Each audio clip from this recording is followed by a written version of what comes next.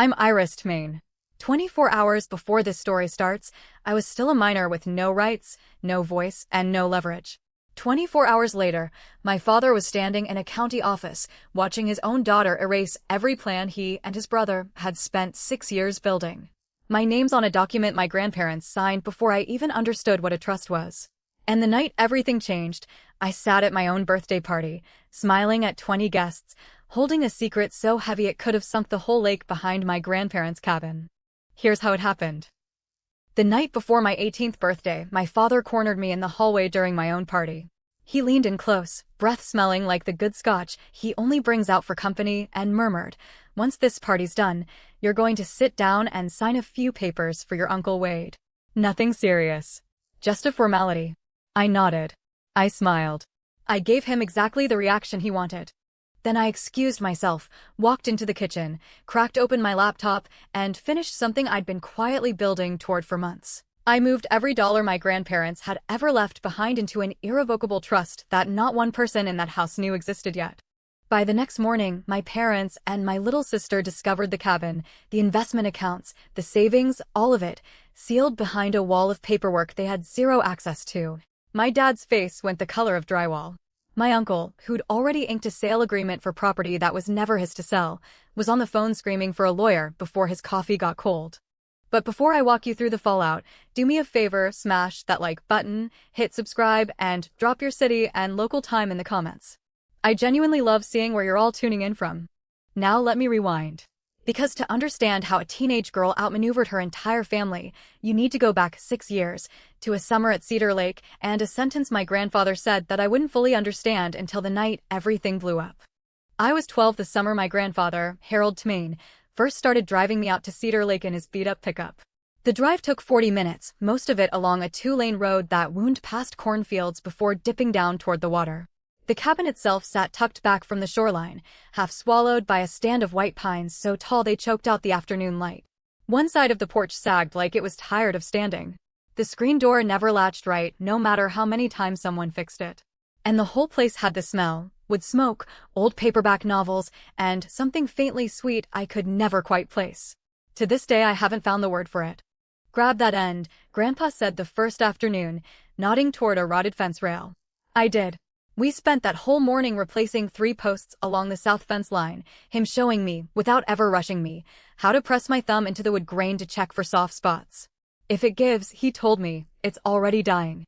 Pull it before it drags something else down with it. Inside, my grandmother Vivian had sandwiches and iced tea waiting on a kitchen table Grandpa had built with his own 2 hands the year they got married. Later that afternoon she was out on the porch with a paperback, and she patted the seat beside her without even looking up. We sat there together and watched the light shift over the lake until it turned that deep, syrupy gold. That evening, wiping sawdust off his palms, Grandpa said something that stuck with me for years before it ever made sense. "This cabin stays in the family, Iris." Then, quieter, almost like he was talking to himself, "But family isn't always blood. Family is whoever actually shows up." I was 12. I figured he was just being sentimental. He wasn't. Not even a little. That whole summer, I kept coming back, every single weekend. I learned which window in the back bedroom always stuck in humid weather, where the water heater had a slow drip, how to bleed air out of the old radiator so it wouldn't clank all night. By October, Grandma had me organizing her bookshelves by color because, in her words, it makes a room feel warmer, even in winter. Grandpa walked me along the property line one afternoon and showed me the iron stakes he'd hammered into the ground himself decades earlier. What I didn't know, what I couldn't have known, was that my grandfather was already sitting down with a lawyer that same year, quietly building a plan around exactly this cabin, and exactly me. Back home in Ridgemont, things felt different. Not bad, necessarily, just flat. Our house had 3 bedrooms and a yard my dad complained about mowing every summer. The garage doubled as his office for the building supply store he ran. Everything about it was fine. Nothing about it was warm. My younger sister Kelsey, 2 years behind me, had the bigger bedroom, freshly redecorated the previous spring with lavender walls and a desk lamp that probably cost more than every book on my shelf combined. My room still had the same worn carpet the previous owners left behind. One night at dinner, my dad brought up the cabin like it was a business liability. "Dad's place is just sitting there depreciating," he said, slicing into his steak without looking up. "Property taxes alone are bleeding us dry. We should list it, Reinvest the money somewhere that actually works for us. My mom nodded along. Makes sense. Grandpa said the cabin stays in the family, I offered. My dad laughed, not cruelly, which somehow made it worse. It was dismissive, the kind of laugh adults give kids they've already stopped listening to. You were 12, Iris. He was just being nice to a kid. And that was that. Nobody asked me another question.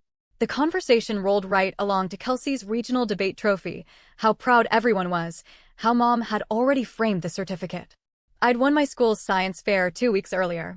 The ribbon was still crumpled in the bottom of my backpack.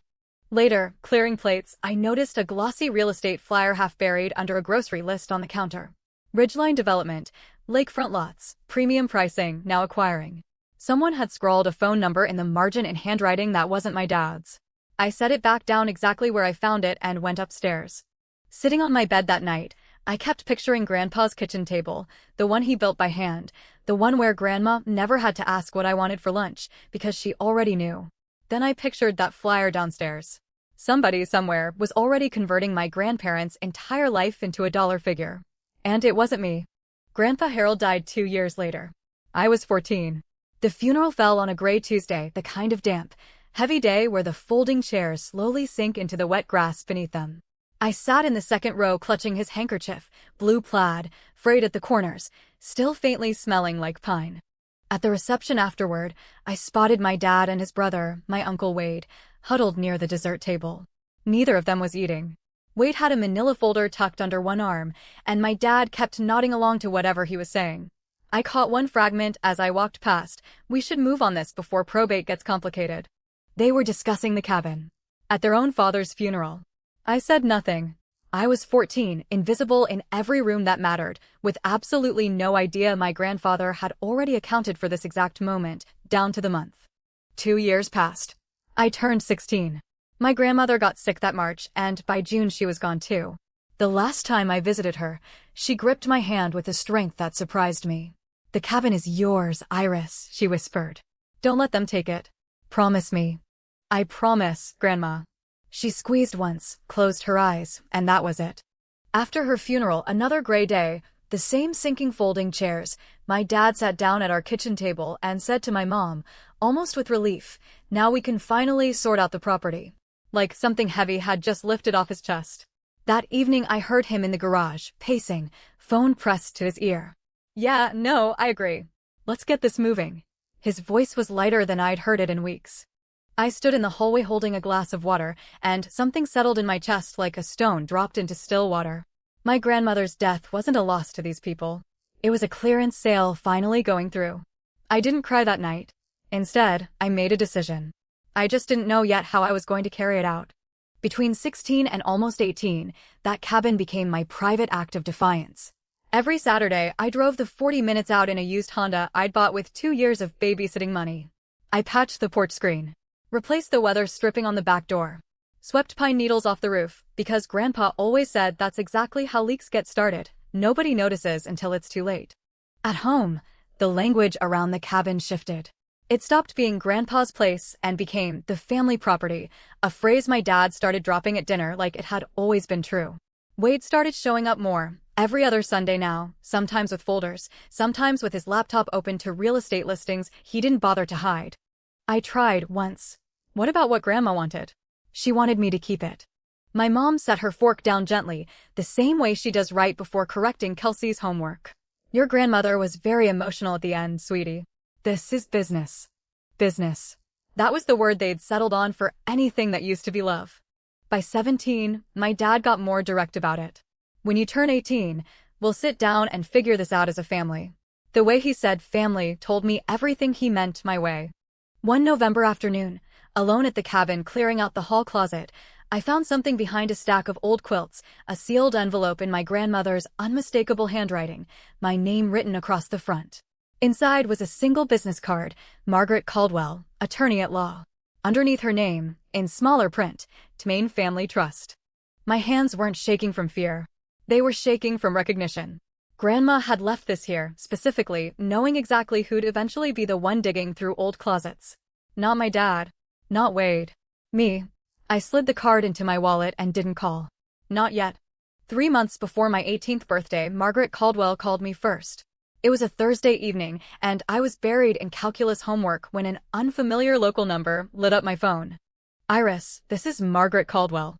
I was your grandparents' attorney. Her voice was calm, measured, the voice of someone who'd clearly rehearsed how to open this conversation. I need to speak with you before your birthday. There are things you need to know, and we don't have much time. She asked me to come to her downtown office that Saturday alone. I went. Margaret turned out to be a woman in her late 50s, silver hair pulled back, reading glasses hanging from a chain around her neck. Her office smelled like old paper and burnt coffee. She sat across from me and opened a thick folder. Your grandparents hired me 6 years ago, she said. They established an irrevocable trust, the cabin, a savings account, and an investment portfolio. Total value, approximately $2.1 million. Every bit of it sits inside that trust. You're the sole beneficiary. The room genuinely tilted. My grandparents had left me everything, and they'd transferred it while they were still alive, which meant, legally, none of it had ever touched their estate. It could never go through probate. Your father and uncle, Margaret said flatly, have no claim to any of it. She slid a summary document across the desk. My name, printed clean on the second line. The cabin's title had been recorded under the trust at the county recorder's office 6 years earlier. Your father doesn't know that yet, she added. Why didn't they just tell him? Margaret paused, choosing her words carefully. Your grandfather said, and these are his exact words, my sons will sell that cabin before the funeral flowers even wilt. The room went quiet. I stared at the paper with my own name printed on it. Then Margaret told me something else. Someone had been making inquiries at the county recorder's office about the cabin's title within the past month. That's when I started paying closer attention. Not obviously, just carefully. The following Sunday, Wade came over for dinner, and afterward he and my dad disappeared into the garage. The door left open just a crack, not enough to see through, but more than enough to hear. I already signed the purchase agreement with Ridgeline, Wade was saying. But we need the title clean before closing. How do we get it clean? Quit claim deed. Your dad's gone, your mom's gone, we're the legal heirs. We file the transfer to ourselves, record it, and sell. Is that even legal?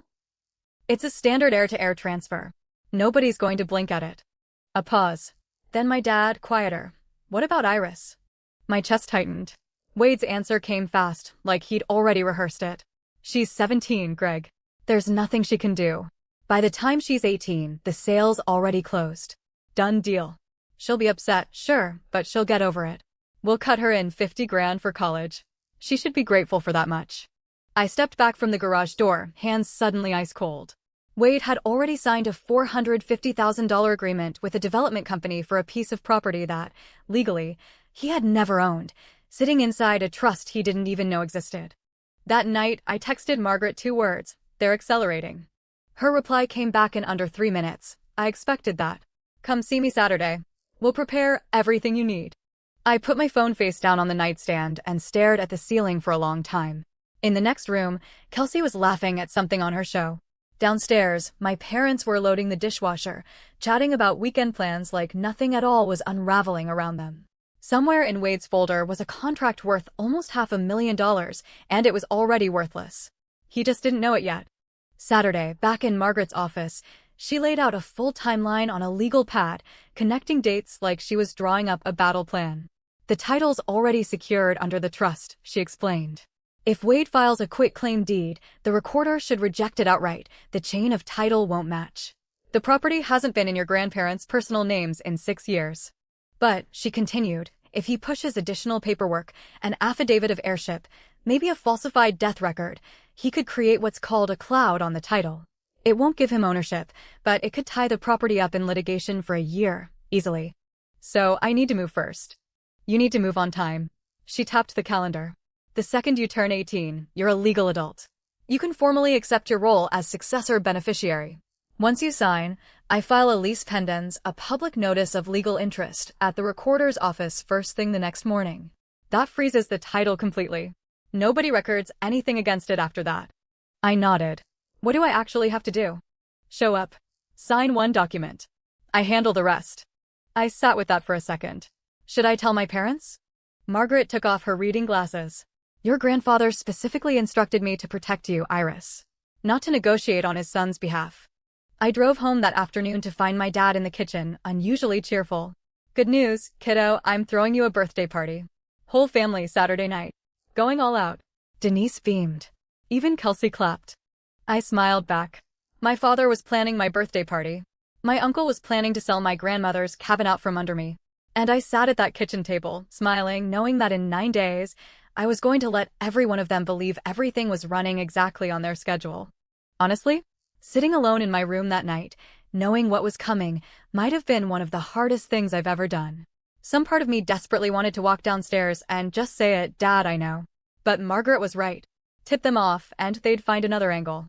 So I stayed quiet. I waited.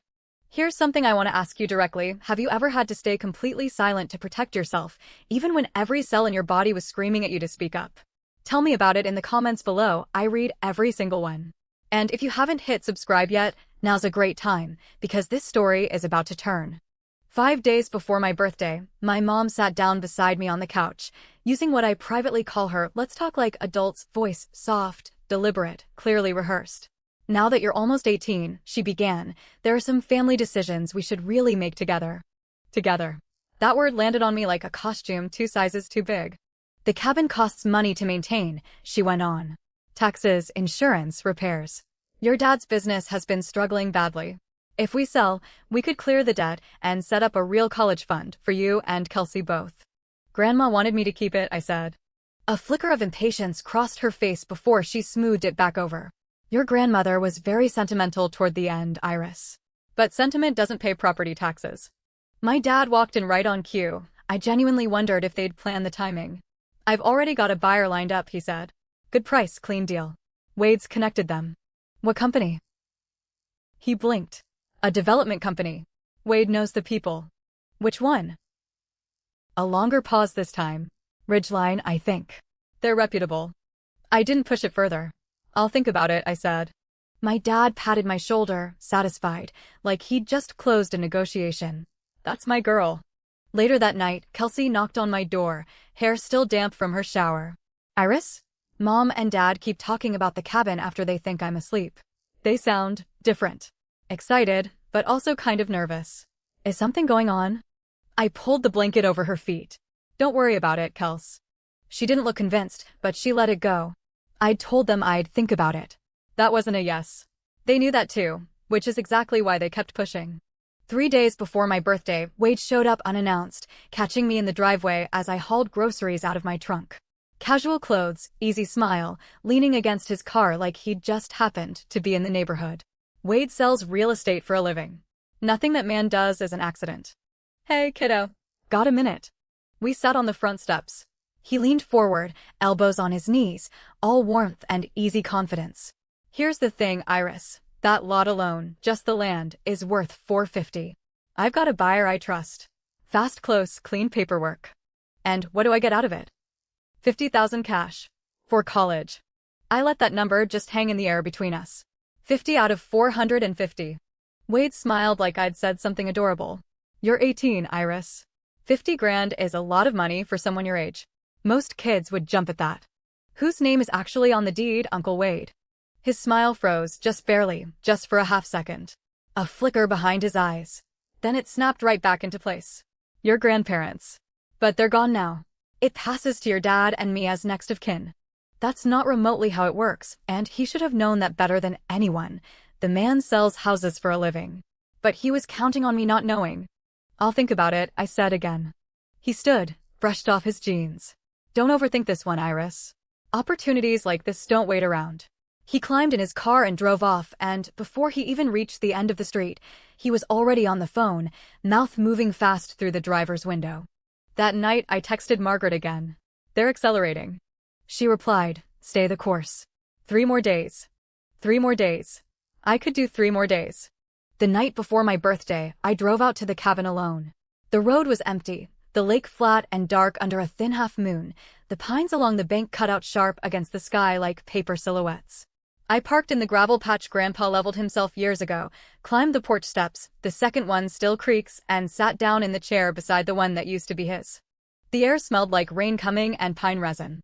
I checked my email. Margaret had already sent the full document package, the acceptance of successor beneficiary form, the beneficiary designation confirmation, a one-page summary of the trust terms, everything formatted, tabbed, waiting for one signature. Mine. At midnight, I read every page twice. Then I closed my laptop and just listened to the lake for a while. Grandpa used to sit right in this exact spot and say, "Patience isn't weakness, Iris. It's timing." I always thought he was talking about fishing. He wasn't. The tears came without any real warning, not a breakdown, just a slow, quiet overflow I finally let happen. I cried because I wished, more than anything, that this could have been different. I wished my dad had been the kind of man who'd take me fishing on this lake instead of quietly calculating its resale value. I wished my mom had once asked what I wanted instead of telling me what was practical. I wished I didn't have to sign a legal document alone at midnight just to protect myself from the two people who were supposed to protect me by default. But wishes don't hold up in court. Trust documents do. I wiped my face, locked up the cabin, and drove home. I set my alarm for 11:45 p.m. In 6 hours, I'd be 18. In 7, my family would learn the cabin was never theirs to sell. 11:50 p.m. My bedroom door was shut. The house had gone completely still. My parents had turned in an hour earlier, Kelsey's light off since 10. I opened my laptop and connected the video call. Margaret appeared on screen from her home office, reading glasses pushed up on her head, a stack of papers glowing under her desk lamp. "Ready?" "Ready." "The second the clock hits midnight, you're a legal adult in every sense that matters. I'll walk you through the signing." She guided me through it, clear and unhurried. I signed the acceptance of successor beneficiary form, a single page that formally confirmed I was receiving the trust my grandparents built. From that exact moment forward, every decision about the trust's assets ran through me and Margaret together. "First thing tomorrow morning, 8 a.m., she said, I go to the county recorder's office and file a lease pendens. That's a public notice announcing there's a pending legal interest in the property. Once it's recorded, nobody can sell it, transfer it, or put a lien against it while that notice is active. What if they've already filed something first? Then whatever they filed gets flagged immediately. The chain of title will clearly show the trust recorded 6 years ago, not your father. Any conflicting filing gets kicked back on site." I looked down at the signed page in my hand, my name in ink, my grandparents' names printed above it. Margaret's voice softened, just slightly. "This isn't a trick, Iris. This is your grandfather's last gift to you. You just had to grow old enough to accept it." My laptop clock read 12:03 a.m. I was 18. I was now the legal beneficiary of the Tamain Family Irrevocable Trust. And down in the garage, my uncle's quitclaim deed was already, functionally, a dead piece of paper. He just had about 9 hours left before he'd find that out. I didn't know this in the moment. I pieced it together later, partly from the county clerk, partly from things my dad eventually admitted during one of our rougher conversations. But here's what was unfolding across town while I was signing my name at midnight. In the kitchen of his rented duplex, Wade was printing documents. A quitclaim deed, a simple one-page form that transfers property rights from one party to another with zero guarantee of actual ownership. Perfectly legal when the signer genuinely holds rights to the property. Straight up criminal when they don't. He called my dad at 11:30 that night. "Everything's ready. We file at 9. The office opens at 8, my dad said. "Let's get there early." "I want Iris distracted with birthday cleanup first," Wade said. "Less chance of complications." "You sure about all this, Wade?" "They're dead, Greg. We're next of kin." It's simple. It was not simple. It was forgery, dressed up in the language of standard real estate paperwork. Wade also had a second document sitting open on his laptop screen, a purchase agreement with Ridgeline Development, LLC. Sale price, $450,000. Closing date, 30 days after the quitclaim deed got recorded. And buried in the fine print, a penalty clause if Wade couldn't deliver a clean title inside that window. He'd owe Ridgeline $45,000, plus damages. He'd signed that agreement 2 full months earlier, before anyone had properly searched the title, before he'd actually confirmed the cabin was even part of the estate at all. He'd simply assumed. Assumed nobody had made other arrangements. Assumed there was nothing standing in his way. Wade had bet nearly $500,000 on a piece of paper that was never his to sign. He just didn't know it yet. My birthday party started at 4 the next afternoon. The living room filled up fast, 20-some people, neighbors, a couple of my dad's old business contacts, Kelsey's best friend's family. Nora Beckett, who lived next door to the cabin at the lake, was there too, tucked near the window with a glass of lemonade and eyes that missed absolutely nothing. Balloons everywhere. A silver banner spelling out Happy 18th. A sheet cake from the bakery downtown. I smiled, thanked everyone, unwrapped a journal, a gift card, a picture frame.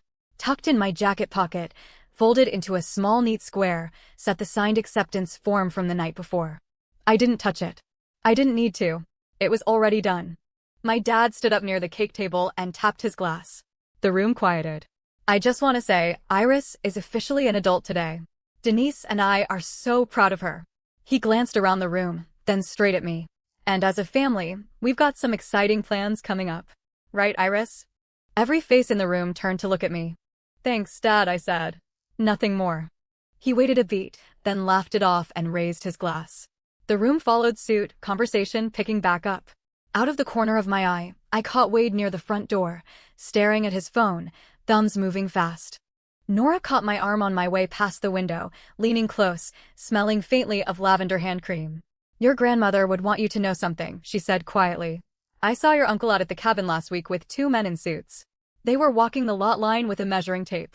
Wade had brought his buyers to walk the property before he'd even secured the title. That's how confident he'd been.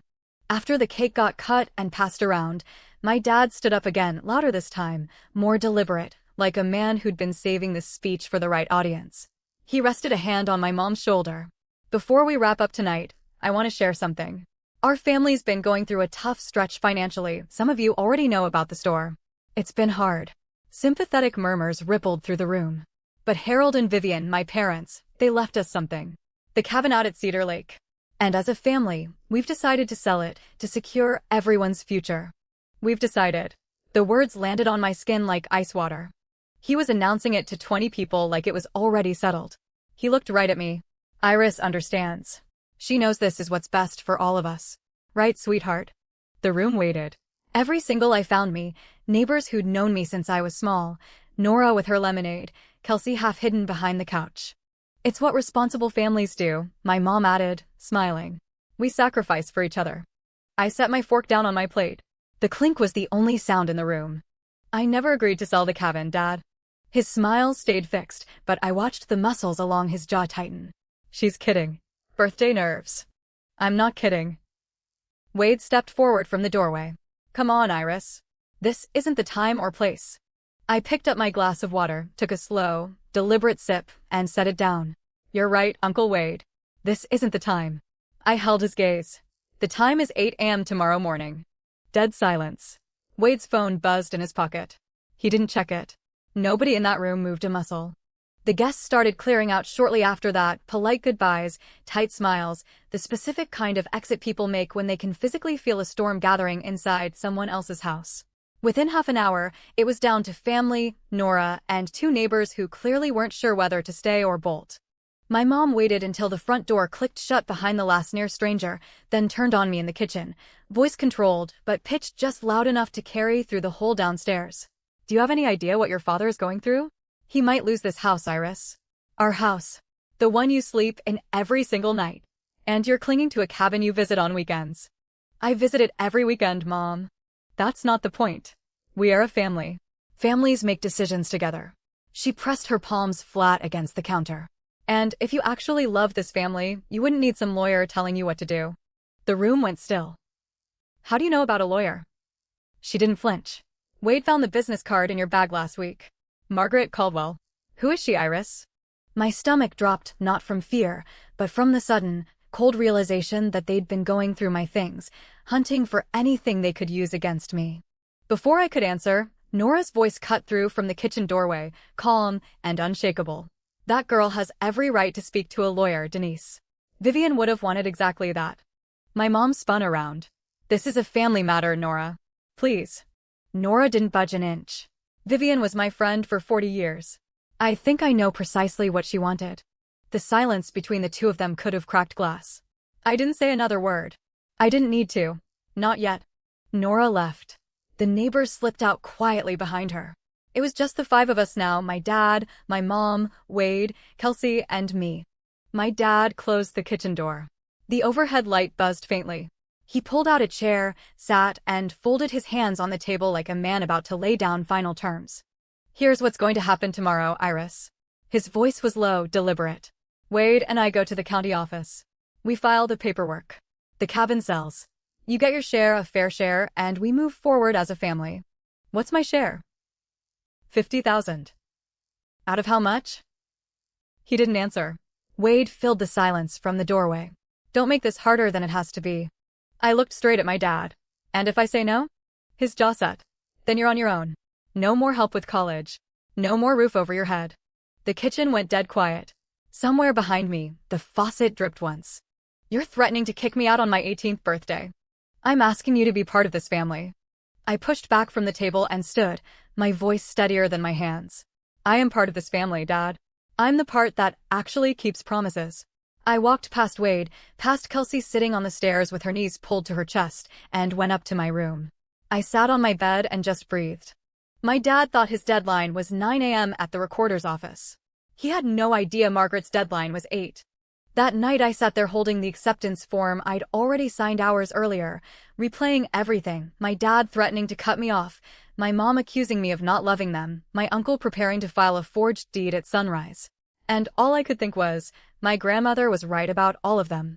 She'd known exactly who they'd become the second real money hit the table, and she'd planned for it years before it ever happened. If someone who loved you ever quietly prepared something to protect you, even long after they were gone, I want to hear about it. Drop it in the comments below. 8 in the morning. The county recorder's office unlocked its doors. Fluorescent lights flickered awake overhead as a clerk in a blue cardigan settled behind the front counter. Margaret Caldwell was the very first person through the door, gray blazer, leather folder tucked under one arm. She approached the counter and presented 2 documents, a certified copy of the Temain Family Irrevocable Trust and a lease pendens notice, requesting both be recorded against the Cedar Lake property. The clerk reviewed everything, cross-checked the existing title records, and stamped it.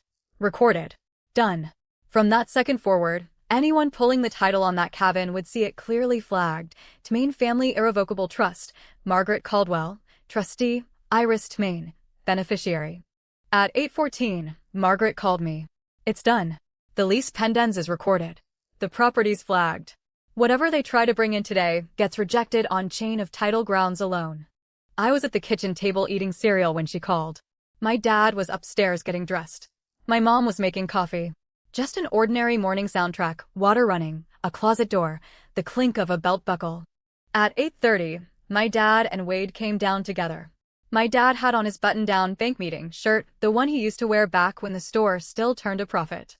Wade had his folder tucked under his arm, same as always. We'll be back by lunch, my dad said, grabbing his keys. I glanced up from my bowl. Good luck, I said.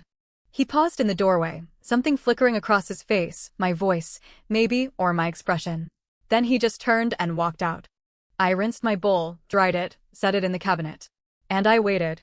I'll never know exactly what their faces looked like in that moment, but I know precisely what happened, because Margaret stayed behind at the recorder's office on purpose, watching from the waiting area. At 9:05, Wade stepped up to the counter and slid the quitclaim deed across with a confident little nod. My dad stood behind him, hands in his pockets, glancing around like they'd be in and out inside 10 minutes.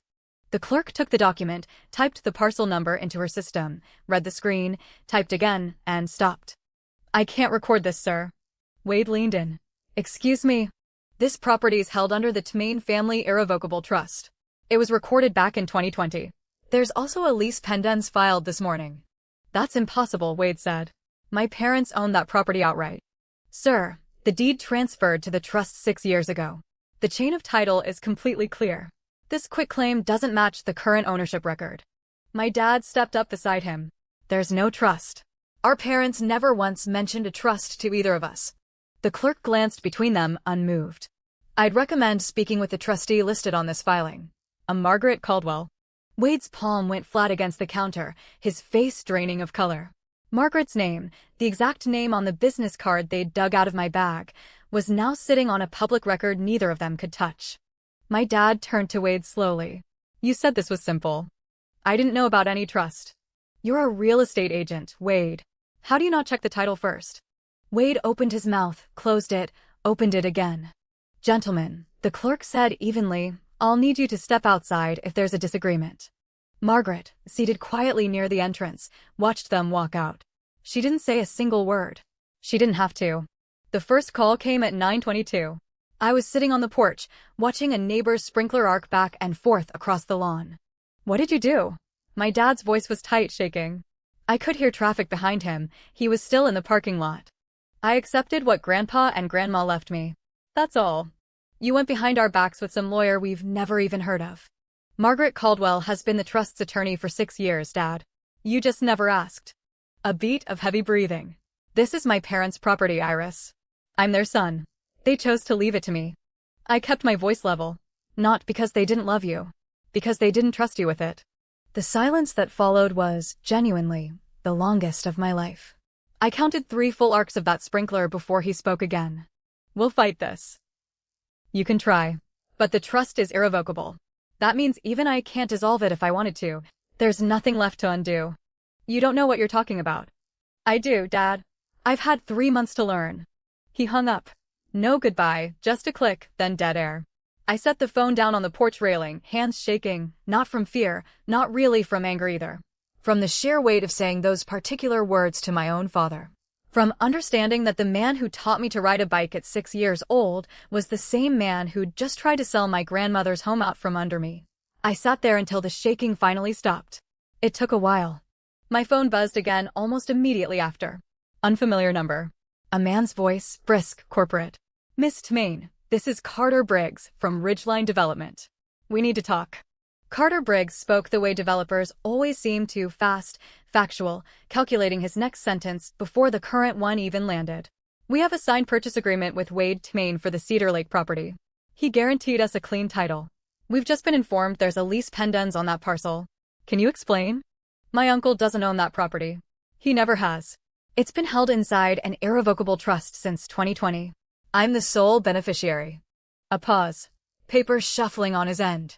He represented himself as the legal heir. "I understand. But representation doesn't create ownership. I'd suggest you talk to him, and to your own attorney." Another, longer pause. "Miss Tmain, is there any chance of a sale? We'd consider making a competitive offer directly to the trust. The property isn't for sale." "Understood." His voice hardened slightly. "Then we'll be pursuing our remedies against Mr. Tmain." I gave him Margaret's number. Within the hour, she'd confirmed to Ridgeline's legal team exactly what I'd already told Carter. The trust was valid, Wade had zero authority to act, and the purchase agreement had been executed on a straight-up misrepresentation of ownership. Ridgeline's response was immediate. They'd be pursuing Wade for breach of contract, the $45,000 penalty clause, plus damages on top. That afternoon, Margaret called one more time, her tone careful but direct. "Iris, the quitclaim deed Wade tried to file included a notary stamp. I had the recorder's office pull a copy before they rejected it. That stamp doesn't match any registered notary in the entire county. It appears to be forged." I closed my eyes. "That's a felony in this state, isn't it?" "Yes." My uncle hadn't just tried to steal my cabin. He'd committed an actual crime trying to do it. My dad came home around 2 that afternoon, moving through the front door like a man hauling something invisible and impossibly heavy. My mom was already in the kitchen, arms crossed, face blotched from what I guessed was an hour of furious crying. I was at the dining table. I didn't get up. He sat across from me and stared at the table for a long stretch of silence. "I'm going to lose this house, Iris." His voice was flat, hollowed out. "The bank's after me for $180 grand. The store's finished. That cabin was supposed to be our way out. I know you're struggling, Dad. I'm genuinely sorry about the store. Then help us."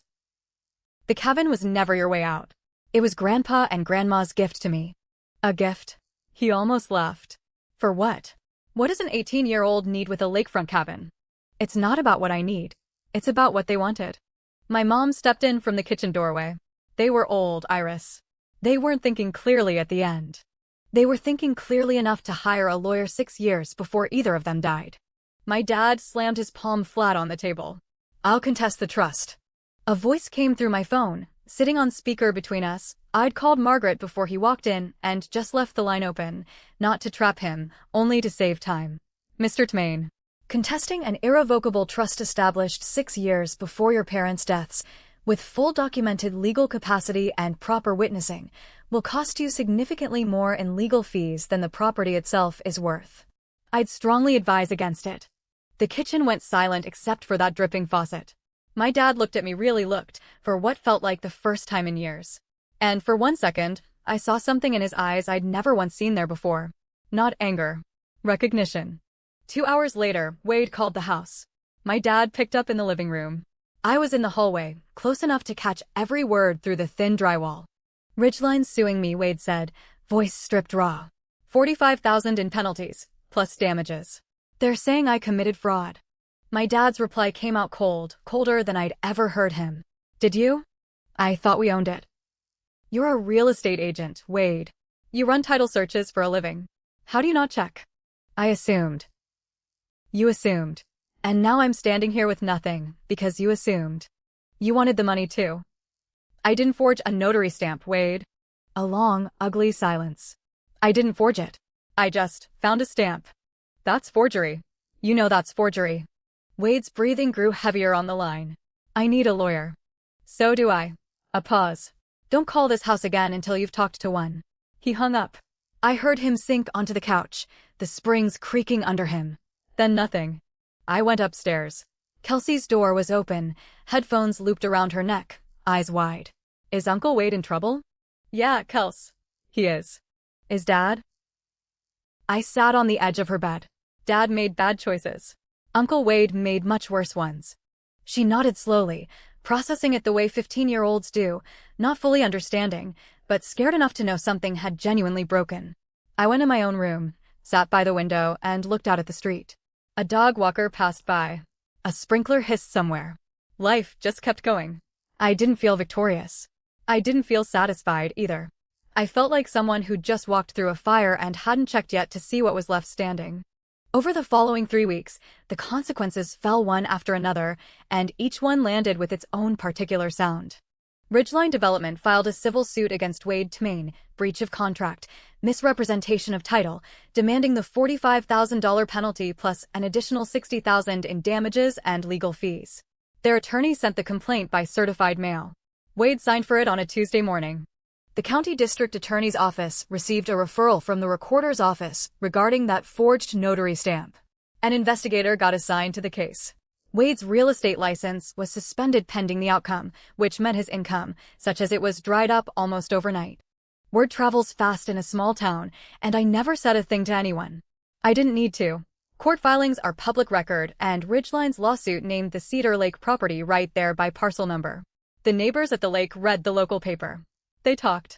Within 2 weeks, the story had made its way through the Rotary Club, the church parking lot, and the checkout line at the local market.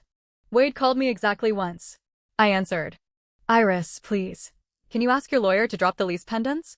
If the title's clean, I might be able to negotiate the penalty down with Ridgeline. The lease pendants protects my property, Uncle Wade. It stays. Your grandparents would be ashamed of you." I let that sentence sit in the air for a moment before I answered, quietly. "My grandparents are the ones who set this whole thing up. They chose this. They chose me. So I don't think shame is really what they'd feel." He hung up. I set my phone down and looked at the framed photo on my desk. Grandpa Harold and me, standing by the fence we fixed together the summer I was 12. I left it exactly where it was. My dad never did contest the trust.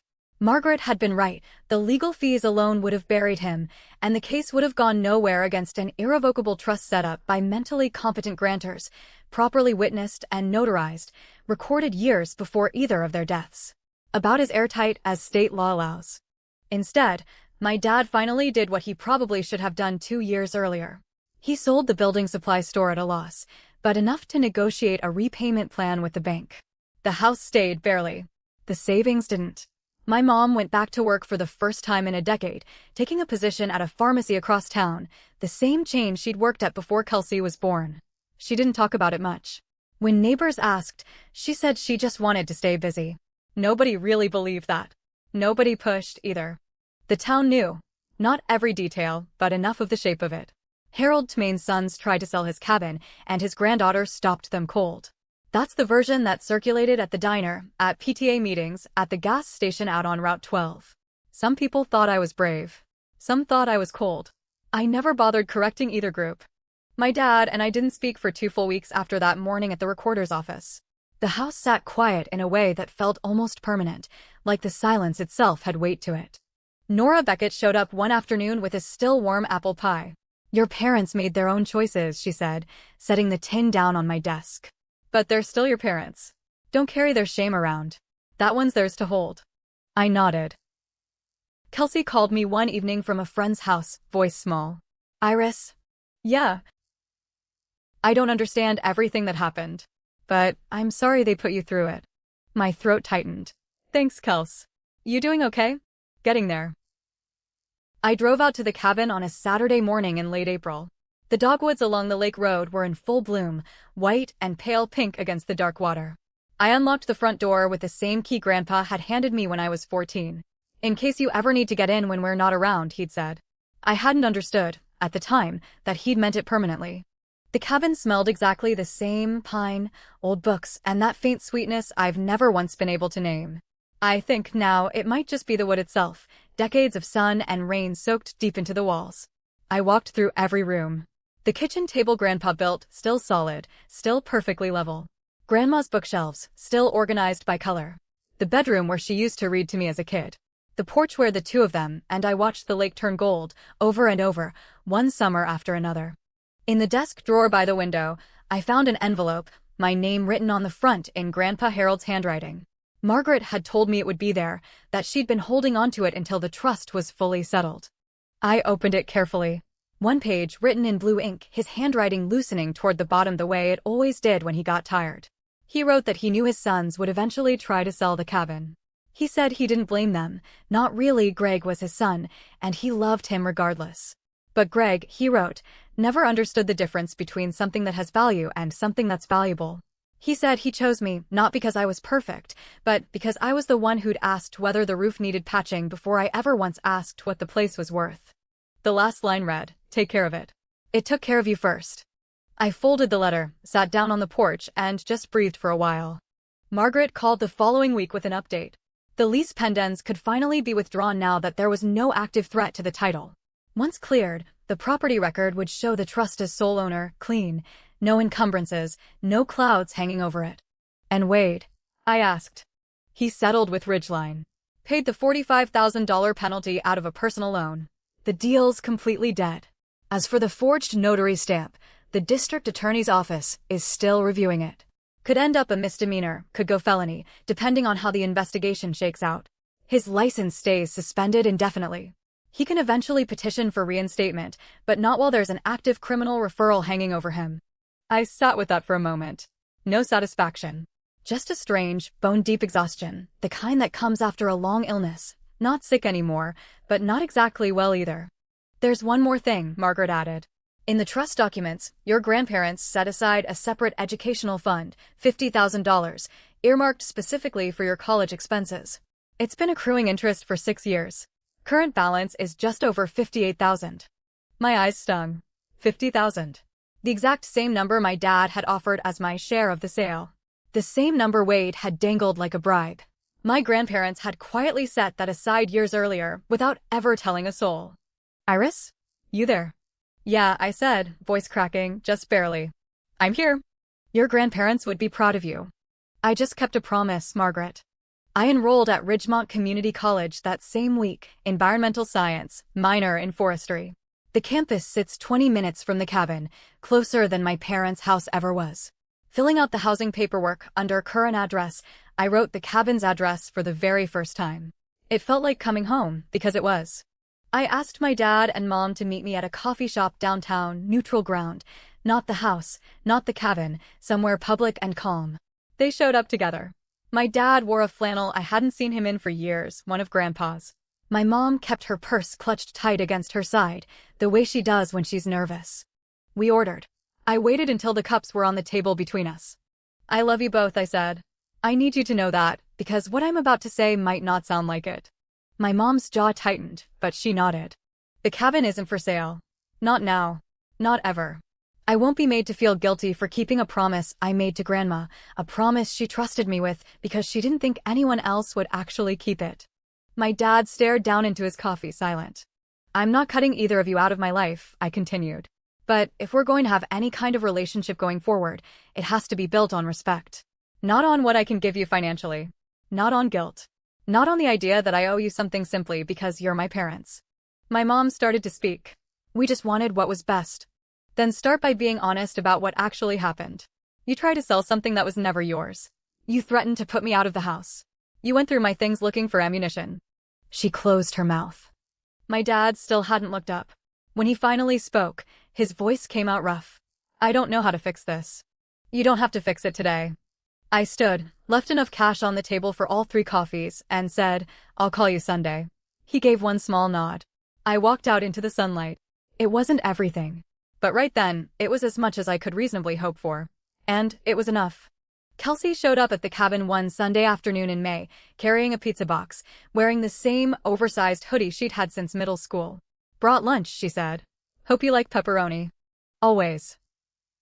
We sat out on the porch with paper plates in our laps, the pizza box between us, the lake completely still. A heron stood motionless in the shallows near the dock, waiting on something below the surface. Kelsey ate slowly. She wasn't really there for the pizza. I didn't know about any of it, she said eventually. Mom and Dad never told me. I know. Was I part of the problem? I looked at her 15, thin-shouldered, still growing into whoever she'd eventually become. She hadn't asked to be anyone's favorite. She hadn't known the attention she got had been quietly pulled from somewhere else. You were a kid, Kels. We both were.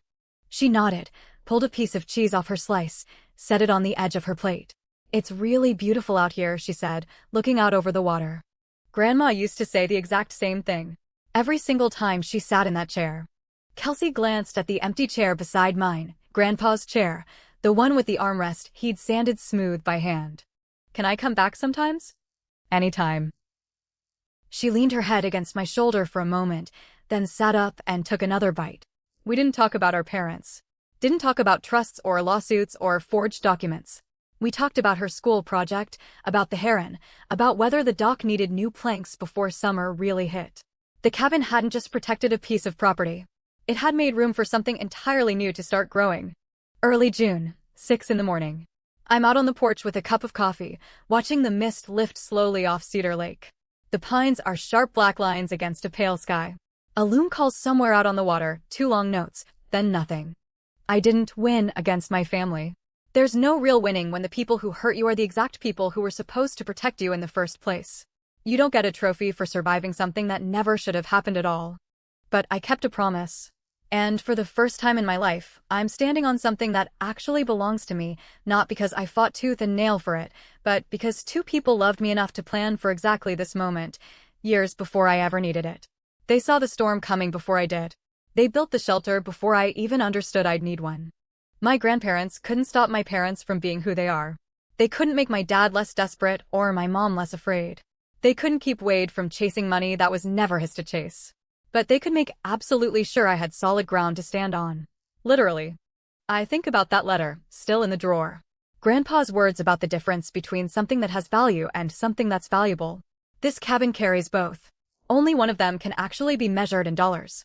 My family spent 2 straight years obsessing over the wrong one. I sip my coffee. The mist clears. The lake turns blue. If you're listening to this and you feel like nobody's genuinely in your corner, I want you to hear this part clearly. Sometimes the people protecting you aren't standing right in front of you. Sometimes they planned for you years in advance, quietly, without telling a soul. And sometimes all you have to do is show up, sign the paper, and keep the promise. Peace doesn't come from revenge. It comes from standing on something solid and knowing exactly what you built your life on. That's my story. If it made you feel something, anger, relief, hope, or even just a little less alone, then it did exactly what I hoped it would. Now I've got a question for you. If you could protect one thing in your life, a place, a person, a promise, what would it be? Tell me in the comments. I read every single one. And if this story stuck with you, send it to someone who needs to hear it. If you haven't subscribed yet, I'd genuinely love to have you here for the next one. Check the description for more stories just like this.